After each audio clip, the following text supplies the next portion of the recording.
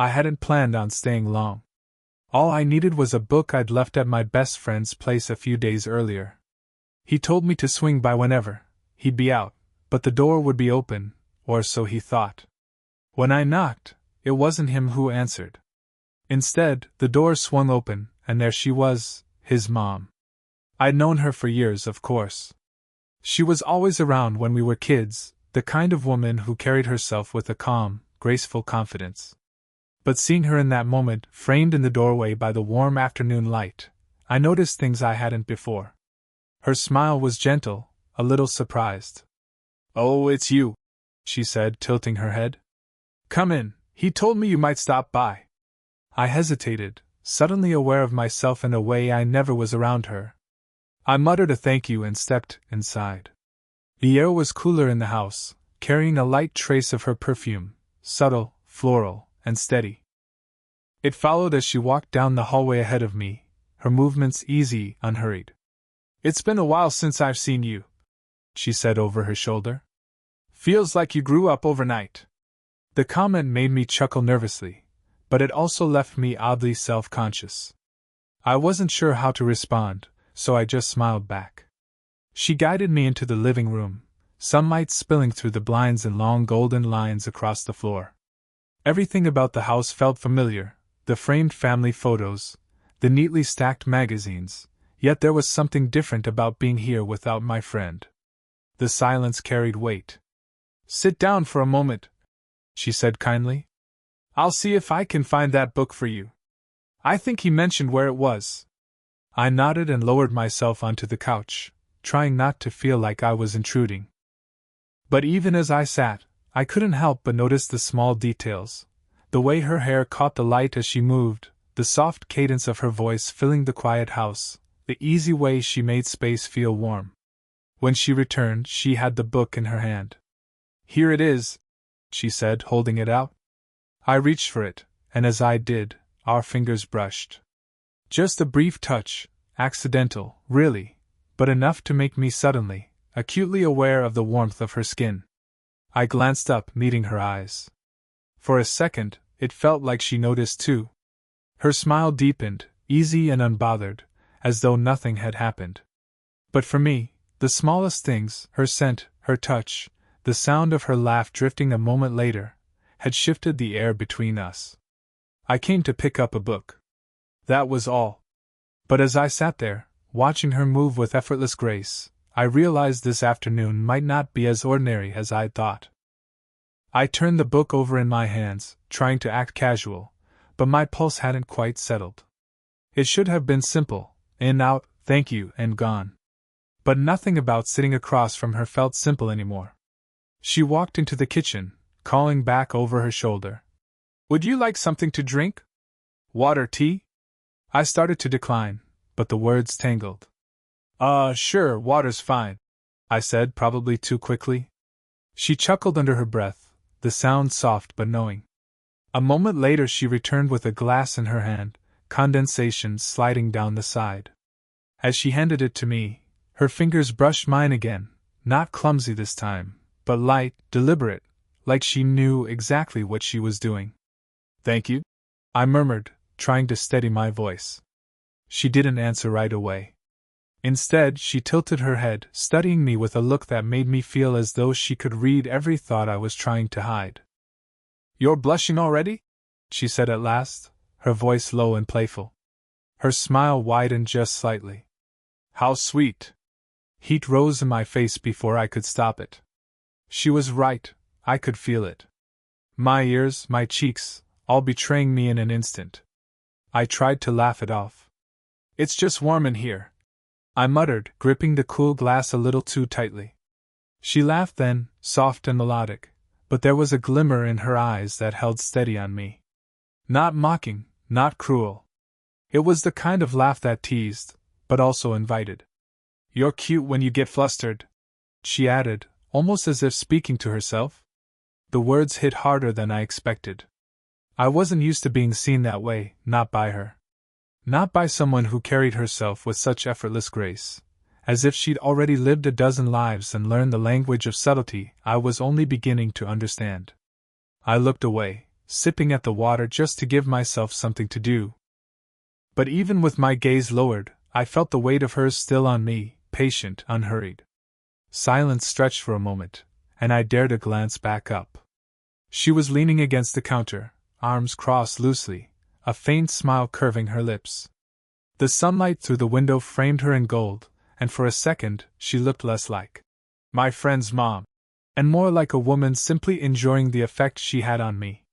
I wanted to say something, anything, to break the tension, but the words wouldn't come.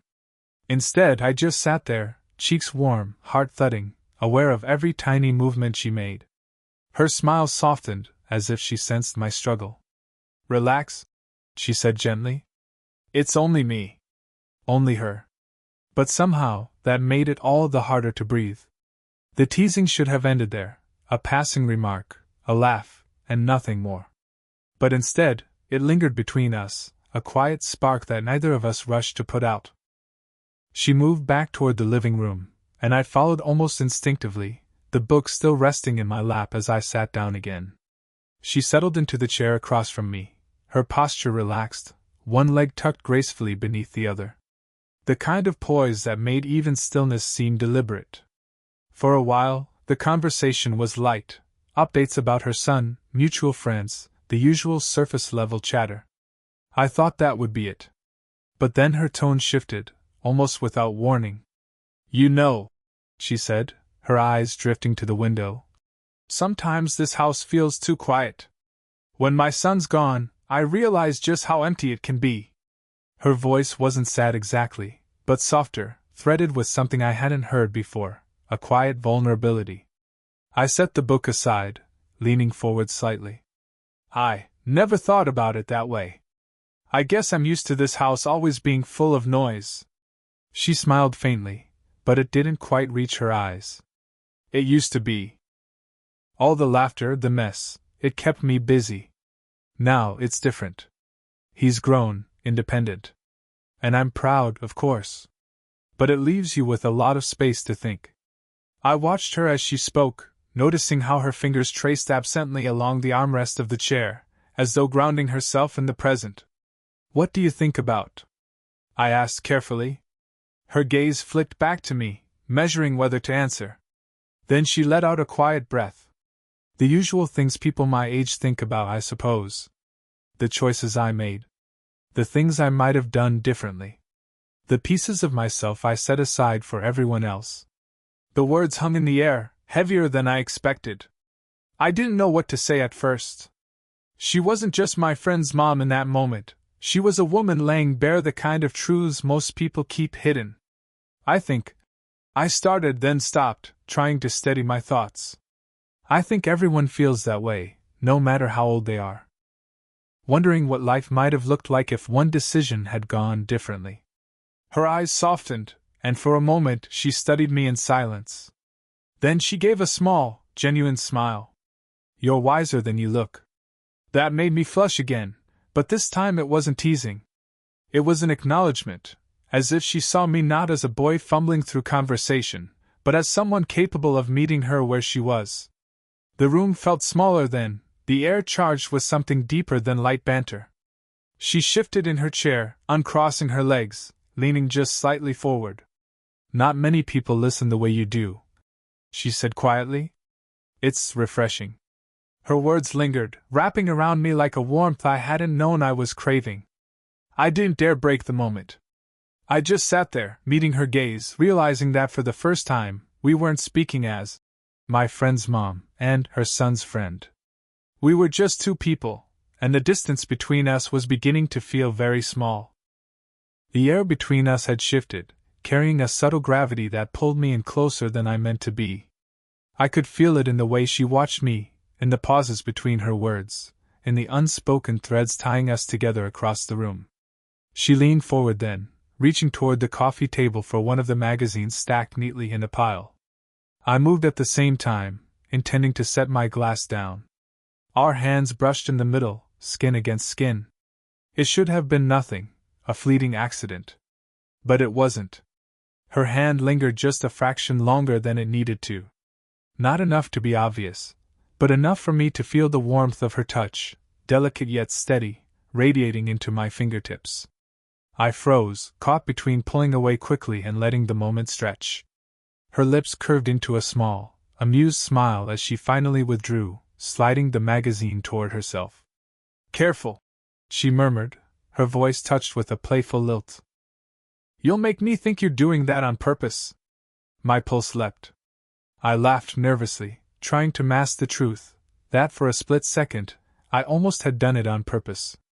"I wasn't," I said, but even to my own ears, the words sounded unconvincing. She tilted her head, studying me with that same unreadable expression, equal parts gentle and mischievous. Then she looked back at the magazine as though granting me a reprieve, though I could still feel the echo of her touch burning faintly across my skin. The silence that followed wasn't uncomfortable. It was thick, charged, humming with everything neither of us was saying. I took a slow sip of water, hoping the coolness would steady me, but it didn't.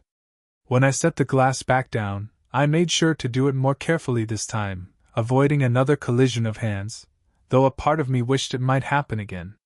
She glanced at me then, her eyes glimmering with something that felt like a secret.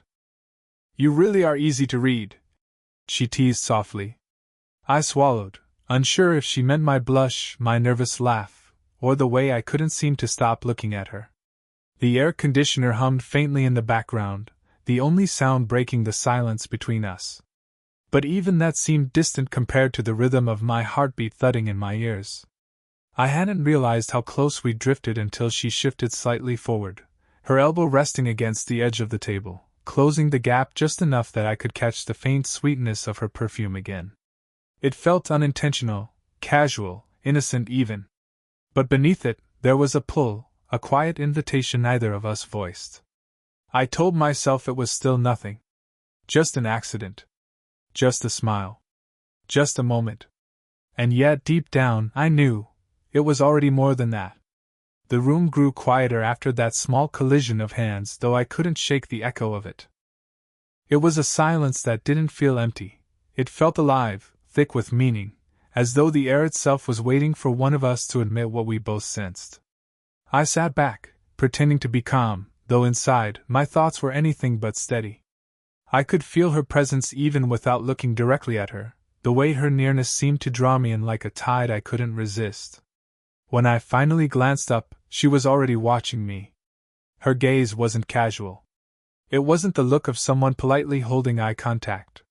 It was slower, more deliberate, her eyes tracing the lines of my face, lingering as if she were memorizing details she hadn't allowed herself to notice before. It made me shiver. Not from fear, but from the strange, electric awareness of being seen in a way I never had before. I tried to smile, to break the intensity, but my lips faltered halfway. "What?" I asked, my voice too quiet. Her head tilted just slightly, her expression unreadable but softened by the faintest smile. "Nothing," she said, though the word carried weight. After a pause, she added, "You've grown up more than I realized." My chest tightened. It was a simple remark, yet layered, as though she weren't just talking about age but something deeper, about the way I was sitting there, meeting her eyes, not looking away. For a long moment either of us spoke. The silence stretched, but instead of breaking it, she leaned into it. She let it breathe, filling it with the sound of her steady, measured breaths and the faint tick of the clock on the wall. I wanted to say something meaningful, to bridge the space between us, but words felt clumsy. So I stayed quiet, letting the silence speak for me. Her eyes softened, almost tender now. "You're nervous," she said gently, not as a tease this time but as an observation. I laughed faintly, shaking my head, though the truth was written across my flushed face. "Maybe a little." Her smile deepened, a quiet warmth blooming there. "Don't be," she whispered. Those two words slipped through the air and wrapped around me. "Don't be." As if she knew exactly what I was feeling, the uncertainty, the pull, the fear of stepping too close to a line we weren't supposed to cross. The world outside seemed to disappear in that moment. No distant cars, no buzzing phone, no thoughts of consequences. Just the stillness between us, heavy with possibility.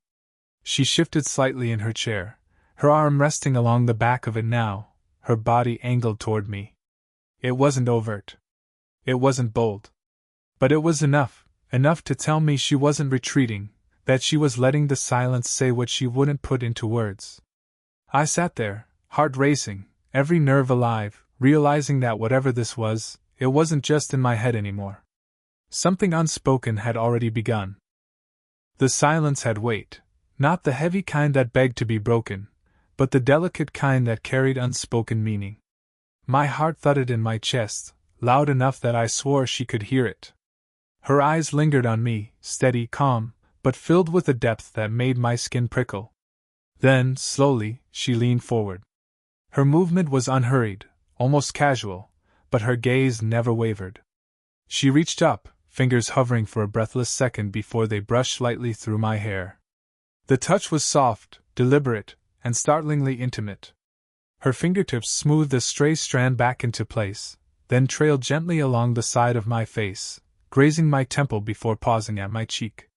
The warmth of her hand seeped into my skin, and I froze, caught between leaning in and holding perfectly still. I couldn't move. I didn't want to. Her thumb brushed lightly along my jaw, the motion tender, almost protective. The kind of touch you'd expect from someone who knew how fragile closeness could be, how easily it might break if rushed. "There," she murmured, her voice low, almost to herself. "That's better." But we both knew she wasn't just fixing my hair. I swallowed hard, every nerve alive under her touch. My breath caught, and I could feel the heat rising in my chest, not from embarrassment this time but from the undeniable pull between us. For a moment, her eyes softened, and I saw past her composure. Beneath the playful confidence she often carried, there was something quieter, a vulnerability she rarely let anyone glimpse. It made my heart ache. I wanted to say something, to acknowledge the moment, but the words caught in my throat. All I could manage was a shaky laugh. "You didn't have to do that." Her smile deepened, small but knowing. "I wanted to." The room seemed to shrink, the space between us barely more than a breath. I caught the faint sweetness of her perfume again, subtle but intoxicating, wrapping around me like a whisper I couldn't escape. Her hand lingered for one more second, then slowly withdrew, though I still felt the ghost of her touch long after. The absence of it left me aching, as though the room had gone colder without her warmth. I forced myself to inhale, steadying the rush of emotions threatening to overtake me. She leaned back gracefully, giving the illusion of distance, but her eyes never left mine. That single gesture had changed everything. We hadn't spoken about attraction. We hadn't admitted a single forbidden thought aloud. Yet her touch said more than words ever could. And in the quiet aftermath, I realized something I couldn't deny anymore. She didn't just see me as her son's friend. She saw me. And she wanted me to know it. The moment stretched, fragile and unspoken, until the distant sound of a car door slamming outside shattered it. Her son. My best friend. The realization snapped through me like a jolt of cold water. I sat up straighter, suddenly aware of where I was, of who she was, of what had just happened. She seemed to feel it too. Her hand slipped back into her lap, her posture straightening, her composure settling over her like a well-practiced veil. It amazed me how quickly she could retreat into that calm, unruffled grace, as though nothing had happened, though her eyes betrayed her. Those eyes still held me, steady and warm, telling me what her words never would. I rose from the couch, fumbling with the book I'd come to collect, my heart racing as if I'd been caught doing something forbidden. The rumble of footsteps on the front porch grew louder, closer. I knew I had only seconds left. She stood too, meeting me at the doorway. Her movements were smooth, measured, but there was an urgency in the way her hand reached out, resting lightly on my arm before I could go. The touch was brief, almost nothing, but the meaning behind it was unmistakable. "You have what you came for," she said softly, her voice calm, almost casual. But the way her fingers lingered against my sleeve told another story entirely. I looked at her, searching her face for something more. She gave it to me in a single smile, the same smile she'd worn earlier when she teased me for blushing, but now it carried something deeper. A promise. A secret. The door clicked open behind us, and voices spilled in, breaking the spell. Her hand slipped away, her expression shifting back into the warm, motherly composure I'd known for years. She greeted her son with effortless ease, while I managed a quick, awkward hello before excusing myself. I stepped out into the evening air, the book clutched tight in my hand, my heart still pounding. My friend said something behind me, but the words didn't register. All I could think about was her. Her laugh. Her voice. Her touch. That smile. As I walked down the quiet street, the sun dipped lower, painting the sky in shades of amber and rose. But none of it compared to the memory of her eyes locking on mine, or the way her hand had rested at my arm like a silent confession. I told myself it was just a moment, just one afternoon. But deep down, I knew it wasn't. It was the beginning of something neither of us had dared to name aloud.